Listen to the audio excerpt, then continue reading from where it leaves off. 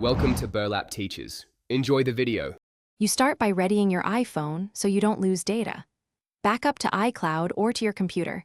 This preserves messages, apps, and settings. Once done, verify iOS version and available storage. Emoji fonts need space. Make sure you can install profiles and custom fonts in settings. Then, gather a reputable third-party font package that contains Apple-style emoji glyphs. You're moving fast. The next step replaces or overlays emoji glyphs without using Zfont, so keep the backup intact.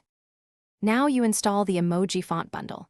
Use a trusted font installer app or create a signed configuration profile that contains the TTF or OTF emoji files. This avoids Zfont. Connect your phone to the installer or download the profile, then tap Install in Settings when prompted. Once the profile is installed, the system will recognize the new glyphs.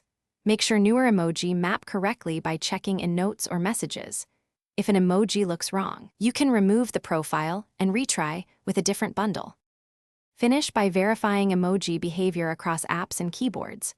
Open Messages, Notes, and Mail to confirm glyphs display as expected. Some apps cache fonts, so force quit them if needed. If emojis are missing or garbled, remove the installed profile, reboot the device, and reinstall the font bundle. This resets font cache. Make sure to keep a backup copy of the working font files and the configuration profile for future restores. One key troubleshooting tip: if a system update breaks the font, restore your backup before. Thanks for watching. Consider subscribing if this video helped you.